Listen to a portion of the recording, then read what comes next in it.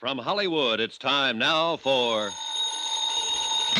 Johnny Dollar. Here is your call to Mexico City, senor. Oh, thanks. Hello? Macklin, Department of Civil Air Transport. Hi, Mac. Dollar, what have you learned in Acapulco? Not very much, I'm afraid.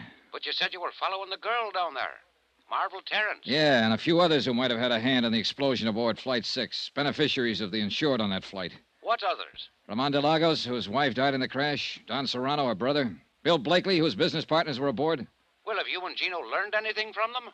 From the girl? Not yet. But you said she might know who caused that explosion aboard the plane. Right, and she promised to talk. Well? Your little helper, Gino, and I just pulled her body out of the surf down below the hotel here. Johnny. Murder? Yeah.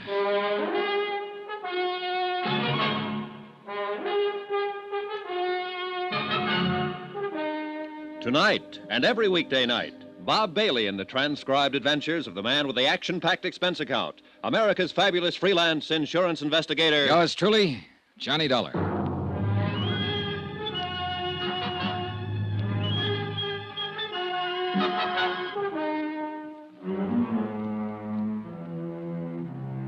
From Special Investigator Johnny Dollar, location Acapulco, Mexico. To the Home Office Guaranteed Transport Insurance Company, Hartford, Connecticut. Assignment, the Flight 6 matter. Expense account, final page. Item 12, $1.80 for the phone call to Mac Macklin in Mexico City. I had to get Mac out of bed to tell him what had happened. That Marvel Terrence had been murdered.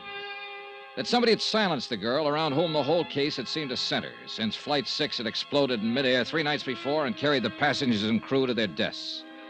Mac was shocked and offered any additional help I might need. But he had no new information at his end, and it was obvious now that any answers would have to be found right here in Acapulco.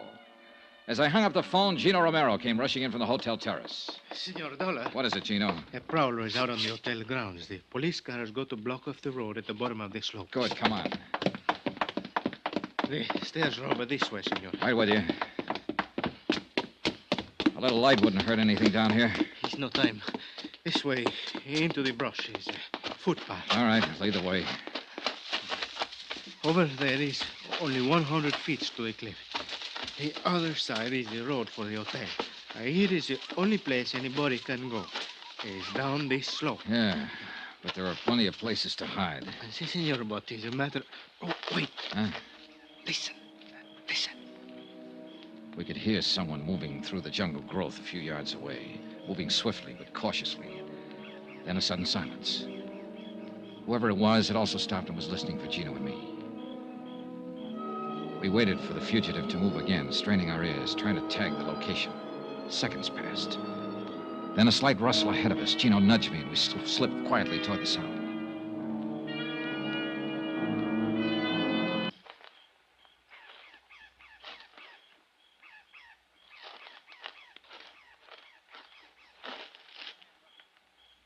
Get your hands up.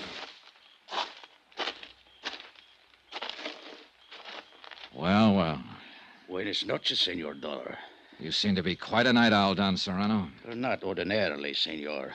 The circumstances which place me in this rather awkward position are not usual ones, I assure you. You were up there prowling around the hotel. Why? I was looking for my unmentionable brother-in-law. Ramon de Lagos? Why? What made you think he'd be here? I went to his hotel. He was not in his room. I knew he had not been able to see Miss Terrence since she had spent the evening with you. So I assumed he might be waiting for her here, at her hotel. And my assumption has, of course, been proven correct. Did you see him? No, but I heard the police discussing the murder of Miss Terrence. It was obviously Ramon's handiwork. Still after him, huh? My feeling about Ramon is not a secret, Senor. Nor his about you. So why did you go to his hotel? To kill him. Why else? Time was running out, so we took Don Serrano back to the hotel to the police. One very important person hadn't put in an appearance. Gino went down to Bill Blakely's room, knocked on the door, then opened it with a passkey and went in. Blakely wasn't there. We searched the room. The bed has been sleeping, senor. Yeah, I notice. But for how long, that's the question. It's possible he was wake up when the senorita screams before she is killed. He might have been. He must have dressed. His pajamas are there on the floor. I wonder. Quién sabe if it was a quarrel of lovers, the jealousy. He did not like it when the senorita was go with you tonight. I don't think it's that simple, Gino. Let's get this bag open, have a look inside. Maybe we can... It's not even locked. He seems to have been traveling light. There on the top, senor. Yeah, I see. What is it? Box of 38 caliber cartridges spilled open. And that piece of oilcloth. He had a gun packed in here. No, it's gone. He got up, loaded a gun, and left. Took the gun with him. If it was before the scream, that's one thing. But if it was afterward, then... What are you thinking, senor? I think we'd better take the police with us, get over to the Hotel Caleta, and check up on our third suspect. Ramon? But Don Serrano said he is not there. Don Serrano could say anything. I think we'd better get over there, Gino, and do it fast.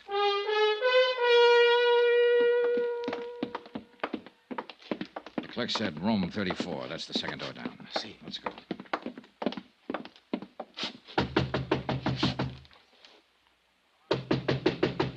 Roman. Roman. Who is it? Johnny Dollar, open up. Watch yourself, Gino. See. Come on in, Dollar. Senor Blakely. Yeah. Better hand over the gun, Blakely. You won't get a chance to use it now. The police are out in the lobby. Okay. All right, thanks. Ramon didn't show up, huh? I wish he had. That's all I was asking. Just one clear shot at him. Are you sure he's the one who killed her? Sure enough. Did you see him? No, but he's the one. She was scared of him, Dollar. She told me earlier in the afternoon, before you got down here to Acapulco. Told you what? She said Ramon had followed her here from Mexico City, that he'd been acting strange. She said she was glad I was staying at the same hotel, and that she didn't want to see him or talk to him. Yeah, it figures all right. It checks with what she said to me last night. If she'd only given me a little more to go on. She was a real great kid, Dollar. The greatest as far as I was concerned. Yeah. As soon as I realized what had happened, I loaded my gun and came here to wait for him. I figured he'd try to get back to his room. But he didn't show. It's too bad. She was a real great kid. And I'd have died for her if she asked me to. I loved her. She was the... Mira, ahí está. There he is. Come on, Gino. Si, senor. Ramon had been spotted. He started and entered the hotel, saw the police, turned and ran. He was armed with a pistol. He'd fired a shot at one of the police officers and then jumped over the balustrade and disappeared into the dark curve of Caleta Beach. The police cars quickly threw a cordon along the bayfront street and blocked off both ends of the stretch of shoreline. For the moment, Ramon was trapped somewhere on that beach. He'd tipped his hand now, and he was desperate and dangerous, and he had a gun. Gino and I went out on the beach after him. There's many places to hide here. Not for long. They'll have some more police here within a few minutes. Come on. It's maybe better we wait, senor. I do not think Ramon is planned to be taken alive. I can still see that girl, Gino, lying at the foot of the cliff. Si, senor. I remember. Spirit. What is it? There by the water is... No, I am wrong, senor. It's only a boat pulled up on the sand. Yeah, it's a paddle boat. Well, I think it's better maybe we separate, senor. I look in the pavilion, the cabañas. You stay close by the water. In this way, we'll have him between us. good idea, Gino. But you've got the rough end of it. Take care of yourself. Si, senor. Well,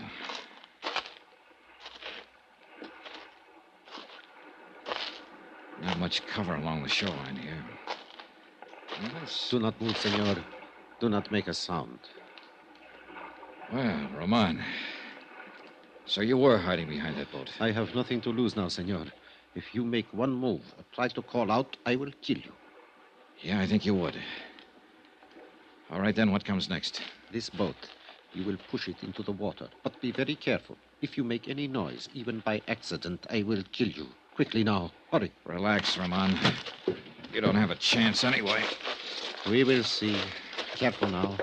Be quiet. Good. Now get in, quickly. Sure. Take the paddle, head out across the bay, and be very quiet, or I will kill you. All right, Roman. You're just wasting your time. They'll have a police launch out here within 10 minutes. I do not think so. They will not know. Quiet! Quiet! One more sound from that paddle and I will shoot. Marvel Terrence. Why did you kill her, Ramon? She made me crazy. So beautiful. And with so very much money.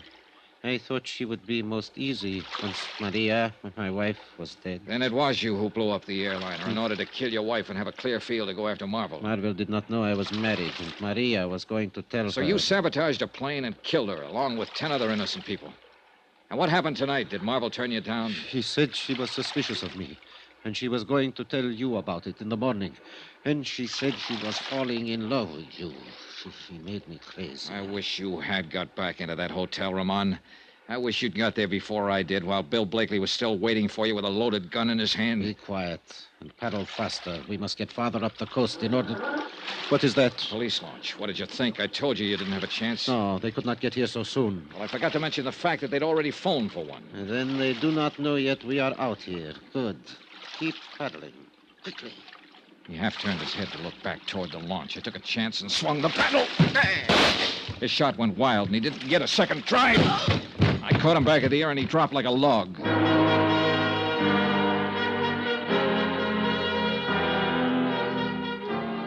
The police located our boat a few minutes later and hauled him over the gunwale and into the launch. And that should have been the end of it. But none of us realized Ramon's insane desperation. He'd only been pretending unconsciousness. On board the launch, he snatched a gun from one of the officers and tried to take over the boat. He didn't have a chance. He took a full volley of shots from 3 police pistols square in the chest.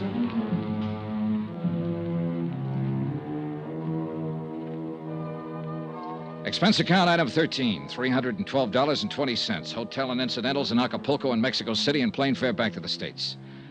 Expense account total, $608.10. End of expense account, end of report. Remarks? I'll never see another sunset now without thinking of her somewhere out beyond it. I hope she doesn't feel alone anymore. Yours truly, Johnny Dollar.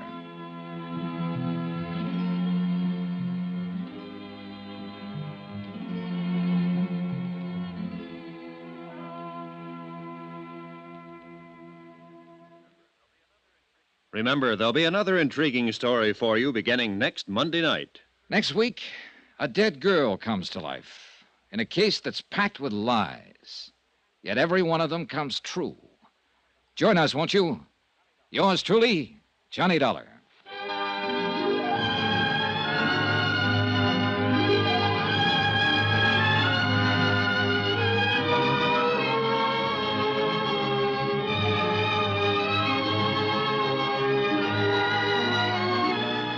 Yours truly, Johnny Dollar, starring Bob Bailey, is transcribed in Hollywood.